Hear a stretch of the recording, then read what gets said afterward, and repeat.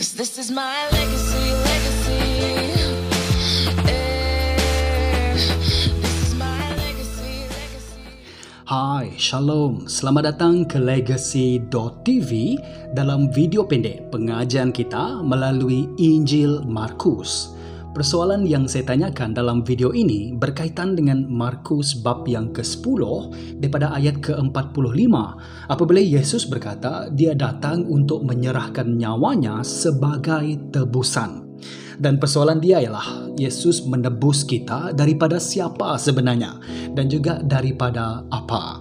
Oleh itu dalam video ini kita akan berfokus kepada ayat ke-45. Tapi kalau kamu ingin memahami ayat petikan ini secara keseluruhannya, saya sarankan kamu tonton video yang lepas. Tapi dalam video ini kita akan berfokus kepada ayat ke-45. Mari saya bacakan secara keseluruhan. Yesus berkata begini, "Demikianlah anak manusia juga datang bukan untuk dilayan, tetapi untuk melayan, dan untuk menyerahkan nyawanya sebagai tebusan bagi ramai orang." Pada ketika ini Yesus sedang mengajar para muridnya untuk tidak memimpin seperti pemerintah bangsa asing, tetapi mereka harus rendah diri dan juga memiliki hati hamba. Kemudian Yesus menutup ajaran ini dengan memberi contoh kepada mereka, yaitu Yesus memberi contoh ataupun memberi model diri dia sendiri. Sebab itu Yesus katakan dalam ayat yang ke-45, "Demikianlah anak manusia," ataupun begitulah apa yang dilakukan oleh Yesus Kristus sendiri. Dan kita perhatikan, demikianlah anak manusia juga datang, kata Yesus. Bermaksud ada inisiatif. Bermaksud Yesus datang dengan tujuan. Dan ada dua tujuan yang Yesus nyatakan dekat sini. Yang pertama ialah untuk melayan. Dan yang kedua, untuk menyerahkan nyawanya. Dan ini sangat penting. Kerana ini tiga kali sudah Yesus menyatakan bahawa dia akan mati di Yerusalem. Kemudian pada hari ketiga, dia akan bangkit semula. Dalam Markus bab yang ke-8, bab yang ke-9 dan juga bab yang ke-10. Tetapi persoalan dia adalah kenapa? Kenapa Yesus menyerahkan nyawanya? Kemudian Yesus menjelaskan untuk menyerahkan nyawanya sebagai tebusan bagi ramai orang. Ataupun dalam bahasa Inggeris berkata, to give his life a ransom for many. Now, konsep ransom ataupun tebusan ini ialah seperti menebus hamba ataupun menebus tawanan hamba ataupun tawanan perang contohnya. Ataupun kalau kamu berfikir contoh yang agak negatif, iaitu menebus tebusan yang sudah diculik dengan membeli ataupun membayar sesuatu supaya kamu boleh mendapatkan hamba ataupun tawanan ataupun mangsa culik itu kembali kepada kamu. Dan itu konsep tebusan. So itu persoalan saya lah, Yesus menebus kita yang akan percaya kepadanya daripada siapa sebenarnya. Mari saya jelaskan sedikit lagi tentang konsep ransom. Begini, kamu bayangkan pihak A memiliki ataupun secara negatif memiliki atau menangkap pihak C. Jadi untuk menebus pihak C, pihak B harus membayar harga ataupun membayar sesuatu yang telah ditentukan oleh pihak A. Jadi kalau kita kembali kepada ayat ke-45, kita melihat bahawa pihak A kita tidak tahu siapa, kita belum tahu siapa lagi, tapi kita tahu siapa yang kena tangkap, yaitu pihak C, yaitu bagi ramai orang. Ataupun kita akan perhatikan nanti, yaitu orang yang akan percaya kepadanya. Dan pihak B kita tahu siapa. Sebab Yesus katakan, demikianlah anak manusia, yaitu merujuk kepada diri dia sendiri. Jadi yang ditebus ialah pihak C, kita, dan juga pihak B yang akan menebus, iaitu anak manusia, iaitu Yesus Kristus sendiri. Dan persoalan kita ialah siapa pihak A ini? Kalau kita membaca dalam teologi gereja, kita mendapati ada dua penjelasan yang utama. Saya perhatikan ada 3, ada 4 lagi penjelasan yang lain, tetapi dua ini penjelasan yang sangat popular. Mari saya jelaskan yang pertama. Penjelasan yang pertama. Ini saya tidak percaya, tapi saya kena terangkan juga. Pertama ialah pihak A itu sebenarnya ialah menebus daripada cengkaman iblis ataupun setan. Dalam penjelasan ini ataupun dalam teori ini dikatakan Yesus dengan kematiannya membayar dengan iblis supaya iblis boleh melepaskan kita daripada cengkamannya. Dan teori ini dipopularkan oleh bapa-bapa gereja. Ada dua bapa gereja yang sangat penting, iaitu daripada Origen of Alexandria, malah Saint Augustine of Hippo juga seakan berpegang kepada teori ini, iaitu menebus kita daripada cengkaman iblis ataupun setan. Secara ringkas, saya terangkan secara ringkas. Mungkin ada beberapa perkara yang saya missing, tapi secara ringkas ini teori dia. Pada mulanya Adam dan Hawa telah menjual manusia ataupun keturunan manusia kepada iblis semasa kejatuhan mereka ataupun the fall dalam Kejadian bab yang ketiga. Oleh itu, Tuhan harus menebus kita daripada cengkaman iblis untuk membebaskan kita daripada cengkaman iblis. Jadi yang ketiga, maka Tuhan mengutus Yesus Kristus anaknya untuk menebuskan kita melalui kematian Yesus Kristus. Maka apabila Yesus mati di kayu salib, itu dilihat sebagai penebusan kepada iblis, dan iblis menerima penebusan itu dan keadilan juga telah terjadi, maka kita dibebaskan daripada cengkaman iblis. Dan pada ketika itu iblis dikatakan dia tidak sedar bahawa apabila Yesus mati di kayu salib, Yesus akan bangkit semula. Dia fikirkan dia sudah mencengkam Yesus, mengambil Yesus dan menyerahkan kita, tetapi tanpa dia tidak sedari bahawa Yesus akan bangkit semula daripada kematian. Dan itu penjelasan tentang penjelasan yang pertama ataupun teori yang pertama. Dan gambaran ini sebenarnya juga dipopularkan oleh C.S. Lewis dalam penulisan dia dalam novel Narnia. Dikatakan Aslan, iaitu gambaran kepada Yesus, dia mati bagi pihak Edmund, supaya the wish ataupun the wish yang juga gambaran kepada iblis ini puas hati dan melepaskan Edmund. Edmund sudah berpaling tadah kepada the witch, dan Aslan akan mati bagi pihak Edmund, dan Edmund dilepaskan, tetapi Aslan akan mati di altar. Itu kalau kamu masih ingat, kalau kamu baca buku Narnia ataupun kamu menonton filem Narnia, itu yang digunakan, penjelasan yang digunakan untuk teori yang pertama, menebus kita daripada iblis ataupun daripada cengkaman iblis. Tetapi saya tidak bersetuju dengan teori ini, kerana ini menunjukkan iblis itu sudah menang. Begini, kalau kita ditebus dan dibayar kepada iblis dan Yesus mati di kayu salib, walaupun dia bangkit semula ke whatever happening pada masa itu, apa yang terjadi ialah kita melihat bahawa iblis menang. Jadi jika tebusan itu dibayar kepada iblis, maka iblislah dilihat sebagai pemenang, dan Tuhan pula dilihat sebagai mengalah kerana ianya di bawah syarat-syarat iblis. Dan tetapi sebenarnya kalau kita lihat dalam Alkitab secara menyeluruh, Alkitab menyatakan sebaliknya. Is no such thing as menebus kita daripada iblis ataupun cengkaman iblis, kerana dalam 1 Yohanes bab yang ketiga ayat ke-8 berkata begini, Anak Allah iaitu Yesus datang untuk membinasakan pekerjaan iblis, bukan untuk membayar ataupun menebus kita daripada cengkaman iblis, tetapi membinasakan pekerjaan iblis. Oleh itu saya tidak bersetuju dengan teori ataupun penjelasan yang pertama.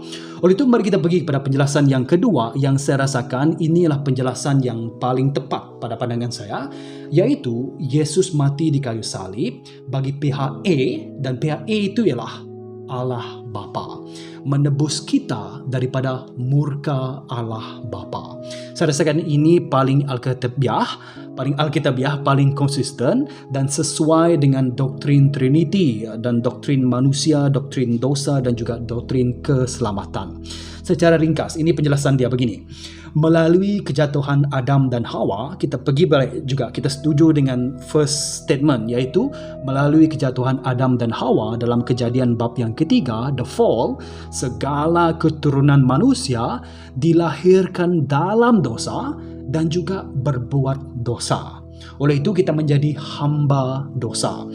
Kalau saya bacakan dalam Roma bab yang ketiga ayat ke-23, berkata begini, kerana semua manusia telah berdosa, semua telah berdosa dan tidak dapat mencapai kemuliaan Allah. Jadi statement yang pertama, kita dilahirkan dalam dosa dan berbuat dosa, dan juga kita lihat sebagai hamba dosa, dan semua orang berdosa, tidak kiralah siapa kamu, semua orang berdosa berdasarkan Roma bab yang ketiga ayat ke-23. Oleh itu murka Allah ada pada kita manusia kerana dosa itu sendiri. Oleh itu kalau kita lihat yang kedua, oleh kerana Tuhan itu suci, kerana Dia kudus, kita tidak boleh berada di hadiratnya. Dan oleh kerana Tuhan itu benar, kita tidak dapat datang kepadanya. Dan oleh kerana Tuhan itu juga adil, kita harus dihukum kerana dosa kita. Jadi kerana dosa kita, kerana kita hidup dalam dosa, dan kerana kita berbuat dosa, oleh itu kita menjadi hamba dosa, maka murka Allah itu ada pada kita. Kerana Tuhan itu suci, Tuhan itu benar, dan juga Tuhan itu adil. Dan yang ketiga kita perhatikan, kita tidak dapat menebus diri kita sendiri, sama ada melalui korban kita sendiri ataupun melalui perbuatan baik kita sendiri. Kita tidak boleh menebus diri sendiri ataupun kita tidak boleh menebus orang lain.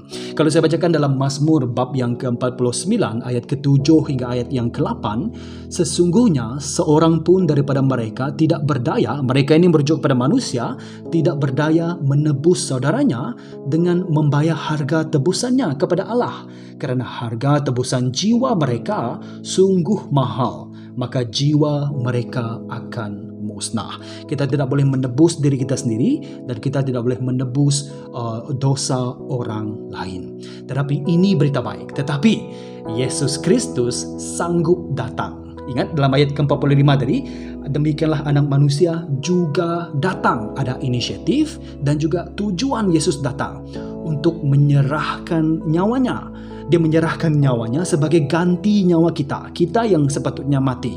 Tetapi Yesus mati bagi pihak kita, mengambil murka Allah sebagai tebusan, yaitu Dia membayar. Yesus menanggung, Yesus mengambil murka Allah atas dosa kita. Murka Allah itu sepatutnya dikenakan kepada kita. Oleh itu kita sepatutnya dihukum. Tapi Yesus menebus kita daripada kemurkaan Allah itu kerana dosa kita. Kerana Allah itu suci, benar dan juga kudus dan juga adil. Maka Dia menebus, Dia membayar, Dia menanggung bagi kita, dan dikatakan bagi ramai orang. Dan ini merujuk kepada mereka yang akan percaya dengan iman kepada tindakan ataupun pekerjaan Yesus Kristus di kayu salib. Kalau kita lihat dalam 1 Timotius bab yang kedua ayat yang kelima berkata begini, hanya ada satu Allah dan hanya ada satu pengantara antara Allah dengan manusia, yaitu seorang insan, Kristus Yesus. There is only one mediator. Dan pengantara itu antara siapa? Antara Allah dan juga manusia, bukan antara iblis dengan manusia. Sebab itu kita perhatikan, Yesus ialah penyelamat dan Dialah pengantara antara manusia dengan Allah, bukan iblis dengan manusia. Jadi itu sangat-sangat konsisten dengan petikan firman Tuhan. Konsep tentang ransom ini ataupun penebusan ini sudah dinyatakan dalam Perjanjian Lama. Kalau kamu study, kalau kamu belajar tentang sistem persembahan korban dan juga sistem perdamaian. Tetapi apa yang Yesus lakukan ialah sebagaimana apa konsep yang telah diperkenalkan dalam Perjanjian Lama, tapi Yesus melakukannya dengan lebih lagi, yaitu dengan Dia sendiri datang ke dunia, dengan anak Allah menjadi manusia datang ke dunia dan mati di kayu salib bagi kita dan untuk menebus kita daripada murka Allah, supaya kita boleh didamaikan kepada Allah. Dan ianya lebih hebat lagi daripada sistem persembahan korban dan juga sistem perdamaian. Kita ditebus bukan lagi dengan korban bakaran. Sebagaimana dalam Ibrani bab yang ke-10 ayat ke-4 menyatakan, tidaklah mungkin darah lembu jantan dan kambing dapat menghapuskan dosa. Dan bukan hanya ditebus dengan korban bakaran, tapi kita juga tidak ditebus dengan perak ataupun emas. Dalam 1 Petrus bab yang pertama ayat ke-18 berkata, tebusannya bukanlah sesuatu yang dapat dibinasakan seperti perak atau emas. Ayat ke-19, tetapi darah Kristus yang amat berharga, darah anak domba yang tiada cacat celanya. Haleluya.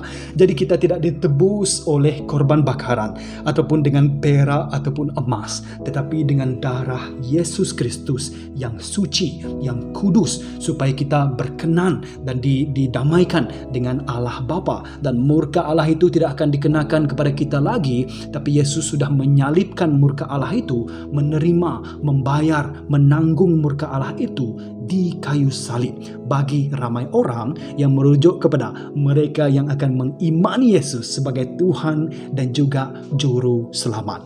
Sebab itu dinyatakan, kalau kita kembali dalam Roma bab yang ketiga ayat ke-24 hinggalah ayat ke-26.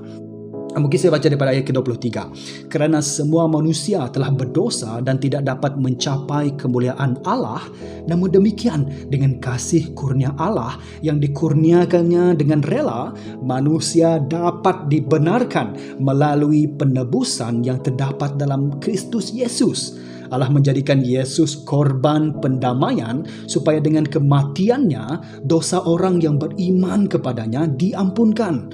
Allah berbuat demikian untuk memperlihatkan keadilannya, kerana pada masa silam Allah bersabar terhadap dosa manusia dan tidak menghukum mereka. Tetapi sekarang Dia bertindak terhadap dosa untuk menyatakan keadilannya. Allah menunjukkan bahawa Dia benar dan memperbenar semua mereka yang beriman kepada Yesus. Haleluya. Melalui salib Yesus Kristus, Yesus telah menanggung murka Allah bagi kita, dan Dia menjadi penebus bagi kita dan menjadi pendamai perantaraan antara kita dengan Allah Bapa. Dan bagi mereka yang percaya kepada Yesus Kristus, kita akan beroleh dan kita diselamatkan melalui Yesus Kristus. Dalam salib Yesus, Allah itu kekal suci. Dalam salib Yesus, Allah itu kekal benar. Dalam salib Yesus, Allah itu kekal adil. Jadi jawapan kepada persoalan kita ialah Yesus menebus kita daripada siapa sebenarnya? Bukan cengkaman iblis, tetapi daripada murka Bapa kerana dosa kita. Tapi kita tidak akan dihukum lagi bagi kita yang sudah menerima Yesus sebagai Tuhan dan juga Juru Selamat. Oleh itu kita memanggil Yesus sebagai penyelamat, Yesus sebagai penebus dosa kita. Oleh itu lengkaplah apabila barulah kita faham dalam ayat yang ke-45, demikianlah Anak Manusia juga datang bukan untuk dilayan tetapi untuk melayan dan untuk menyerahkan nyawanya sebagai tebusan bagi ramai orang, merujuk kepada mereka yang akan percaya kepadanya, mengimani pekerjaan Yesus di kayu salib. Sudahkah kamu menerima Yesus sebagai Tuhan dan juga Juru Selamat? Jangan biarkan murka Allah itu kekal lagi kepada kamu. Perhatikan, look at the cross. Perhatikan salib Yesus Kristus. Look at it. Perhatikan Yesus Kristus. Dia ialah Tuhan. Dia ialah penebus bagi jiwa insan. Melalui Yesus Kristus kita beroleh keselamatan dan kita akan mendapat kedamaian daripada kita boleh berdamai dengan Bapa yang di syurga. Datang kepada Yesus sebagai Tuhan dan juga Juru Selamat kamu. Dengan nama Tuhan Yesus Kristus saya telah berdoa. Amen.